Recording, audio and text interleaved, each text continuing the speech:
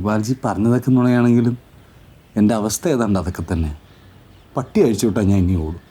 പക്ഷേ ഒരു റബ്ബർ പന്തോട് ഞാൻ തിരിച്ചു വരും. അത്ര ഗതികേട്ടില്ല. ഇനി എത്ര പേര് മതിലയാടിയാലും ഞാൻ മിണ്ടില്ല. ശ്രുതി ചേച്ചി ഇനി മതിൽ ചാടാൻ വരൂല. അല്ല, വേറെ ആരെങ്കിലും മതിലയാടാൻ വരികയാണെങ്കിൽ വന്നോട്ടെ.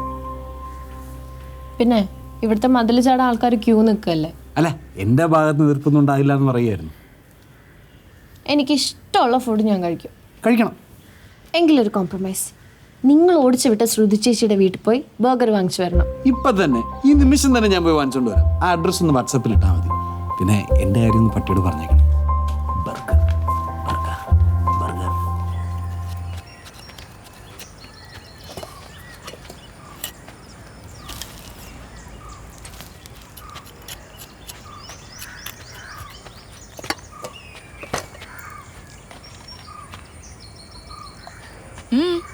എന്ത് വേണം?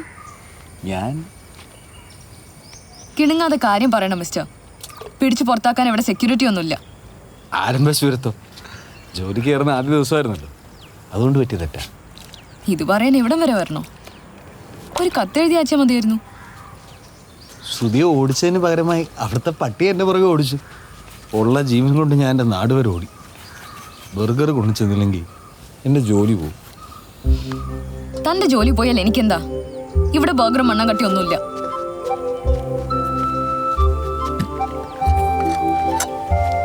സൗത്ത് ആഫ്രിക്കയിൽ തന്നെ തീവണ്ടിയും തള്ളിയിട്ട സായിപ്പ്മാരോട് മഹാത്മാഗാന്ധി ക്ഷമിച്ചിരുന്നു. ഓവോ, എങ്കിൽ പിന്നെ മഹാത്മാഗാന്ധിയോട് ചെന്ന് പറ ബർഗർ തരാൻ. ടീനമോളെ നോക്കാൻ വന്ന നേഴ്സാമ്മേ. ഞാൻ മെയിൽ നേഴ്സാണമ്മേ.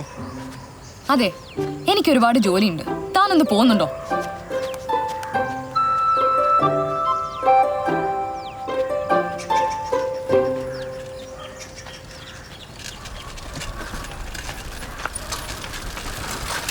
ആരാ? ഞാൻ ബർഗർ. ഓ, ബർഗർ എന്നാണോ പേര്? ആ, കൊടുത്തു പറഞ്ഞാൽ വാങ്ങാൻ കൂടി വന്നത്.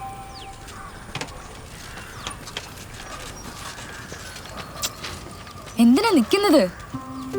ഇരിക്കാൻ പറഞ്ഞില്ല, അതുകൊണ്ടാ. ഇയാളോട് പൊയ്ക്കോളം പറഞ്ഞിട്ട് പിന്നെ എന്തിനാ നിക്കുന്നതെന്നാ ചോദിച്ചത്. ഞാൻ ആകാശ്. ചോദിച്ചില്ലല്ലോ. അല്ല, താൻ ഇയാളെന്നൊക്കെ വിളിച്ച് ബുദ്ധിമുട്ടായിരിക്കാൻ പറഞ്ഞു. എന്നാൽ ആകാശ്, ബർഗർ ഉണ്ടാക്കാൻ മയണീസ് വേണം. തീർന്നു. മാത്രമല്ല, അമ്മ വീണ് കാലൊടിഞ്ഞ് കിടക്കുക. ഫിസിയോതെറാപ്പി ചെയ്യിപ്പിക്കണം. ചെയ്തോളൂ. ഈ പറഞ്ഞ സാധനം എവിടെ കിട്ടുമെന്ന് പറഞ്ഞാൽ ഞാൻ വാങ്ങിച്ചോണ്ട് വരാം. അങ്ങനെ എവിടെയെങ്കിലും കിട്ടുന്ന ഞാൻ ഉപയോഗിക്കാറില്ല. തന്നെ ഉണ്ടാക്കണം. അതിന് സമയമെടുക്കും. എന്റെ പൊന്നു ശ്രുതി, എന്തൊക്കെ പറഞ്ഞാലും ബർഗർ ഇല്ലാതെ അങ്ങോട്ട് ചെല്ലാൻ പറ്റത്തില്ല. എത്ര സമയം എടുത്താലും ഞാനോട് വെയിറ്റ് ചെയ്തോളാം. ഇത് എന്തൊരു ശല്യാണ് ഈശ്വര.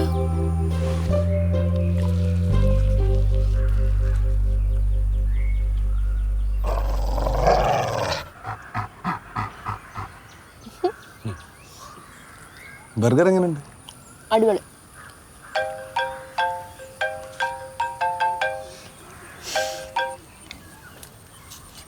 മമ്മി എന്തിനാ എന്നെ ഇങ്ങനെ എപ്പോഴും വിളിച്ച് ശല്യം ചെയ്യുന്നത്? I M okay. എന്നുവെച്ച് രാവിലെ പറഞ്ഞതിൽ കൂടുതൽ എന്ത് വിശേഷമാണ് ഞാൻ പറയുക? അത് മമ്മിയുടെ ടെൻഷൻ കൊണ്ടല്ലേ മോളെ. അത് പിന്നെ നിനക്ക് പറഞ്ഞാൽ മനസ്സിലാവില്ലല്ലോ. പിന്നെ എപ്പോഴും പുസ്തകം വായിച്ചും ആ കമ്പ്യൂട്ടർ നോക്കിയിരിക്കരുത്. ഡോക്ടർ പറഞ്ഞിട്ടില്ലേ എക്സസൈസ് ചെയ്യണമെന്ന്. കുറച്ച് നേരം ഒന്ന് നടന്നാലും മതി. പിന്നെ ആ ആകാശ്, അയാളെങ്ങനെയുണ്ട്? അടുത്തുണ്ടോ? ഒന്ന് കൊടുത്തേ. മമ്മി. Hello mummy. അല്ല മാഡം, ഇല്ലില്ല, ഞാൻ വളരെ സ്ട്രിക്റ്റാ. എന്തായാലും ഞാൻ വന്നതിന് ശേഷം ജങ്ക് ഫുഡ് ഇങ്ങോട്ട് കയറ്റിയിട്ടില്ല. ടീനമോൾ ഒരിക്കലിനോട് ചോദിച്ചു ബർഗർ വേണം. ഞാൻ പറഞ്ഞു അത് മാത്രം നടക്കില്ല. ആദ്യം കുറച്ച് ദേഷ്യപ്പെട്ടു, പിന്നെ അങ്ങ് ഇണങ്ങി. Very sweet girl. ഇല്ലില്ല, അത് ഞാൻ ഏറ്റു. Okay okay. സമ്മതിച്ചിരിക്കുന്നു. എത്ര നന്നായിട്ടാ കള്ളം പറയുന്നത്. പിടിച്ചു നിൽക്കണ്ടേ? ശരിക്കും എനിക്ക് ബർഗർ അത്ര ഇഷ്ടമൊന്നുമില്ല. പിന്നെ മമ്മി വേണ്ടാന്ന് പറയുമ്പോൾ വേണം തോന്നും. മമ്മിക്ക് വിഷമാവില്ലേ?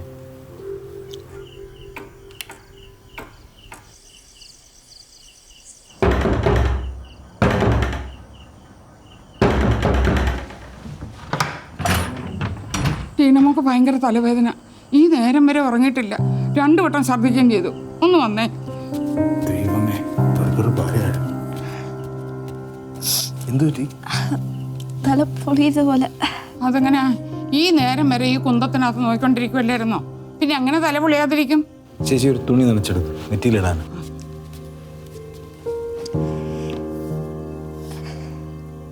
അപ്പൊ ഈ ബർഗർ ശരിക്കും പ്രശ്നമല്ലേ? ഓടി ചേച്ചിയോട് പറഞ്ഞ പറയണ്ട.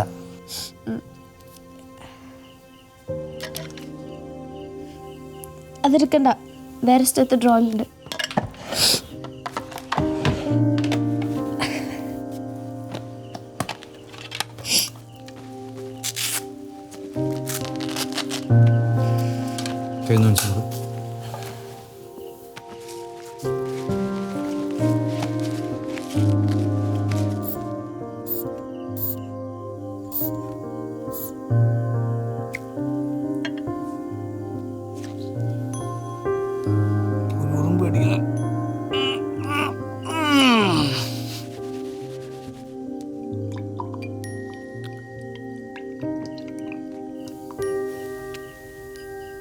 ഇനി കണ്ണടച്ച് ശാന്തമായി കിടന്നാൽ മതി. ഒന്ന് ഉറങ്ങി എണീക്കുമ്പോഴേക്കും ഫ്രഷ് ആവും. അത് വേണ്ട. എന്നാ തുറന്നു വെച്ച് ബുക്കിംഗ് എടുത്ത് ഉറക്കം വരുന്നവരെ നോക്കാനാ. ഇതൊക്കെ ടീനമോള് വായിക്കുന്ന ബുക്കാണ്. ചിലതൊക്കെ. ഇതൊരു നല്ല നോവലാ, സാഡ് സൈപ്രസ്. ഞാനൊരു നല്ല നോവൽ വായിച്ചായിരുന്നു, കാട്ടാക്കട തങ്കപ്പൻ്റെ ചാക്കിലകപ്പെട്ട പൂച്ച. എന്ത് പൂച്ച? ചാക്കിലകപ്പെട്ട പൂച്ച. നല്ല ബെസ്റ്റ് പേര്. കഥയും നല്ലതാ. ഇന്നിപ്പോൾ കിടക്കണ്ടേ? വേണം നാളെ പറഞ്ഞുതരാം. നാളെ മതി. Okay, good night. ഗുഡ് നൈറ്റോ? കോഴി ഓറായി. എന്നാ ഗുഡ് മോർണിംഗ്.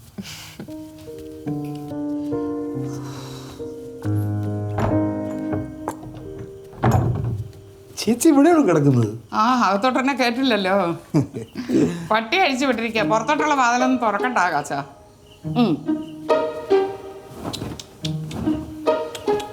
ഈശോ.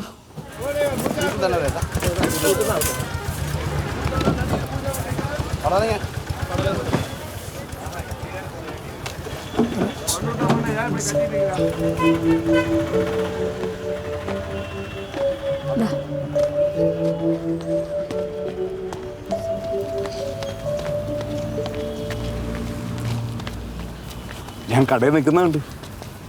എന്താ പച്ചക്കറി ഒന്നും വാങ്ങിച്ചില്ലേ? വാങ്ങാനല്ല, വിൽക്കാൻ വന്നതാ. ആ കറക്റ്റ്. ഞാനന്ന് വീട്ടിൽ വന്നപ്പോൾ കണ്ടതാണല്ലോ. ഇഷ്ടം പോലെ പച്ചക്കറിയല്ലേ അവിടെ. ഞാൻ സത്യത്തിൽ സുധിയുടെ വീട്ടിൽ വന്ന് നന്ദി പറയാതിരിക്കുകയായിരുന്നു. ആ ഒരേ ഒരു ബർഗർ എന്നോട് പിടിച്ചു നിർത്തി. ഇപ്പം ഞാനും ടീനമോളും ഭയങ്കര ക്ലോസാണ്. എങ്ങനെയുണ്ട് അവൾക്ക്? ഒരു കുഴപ്പമില്ല, വെരി സ്മാർട്ട്. ശ്രുതിയുടെ അമ്മയ്ക്ക് എങ്ങനെ? ബെറ്റർ ആണ്.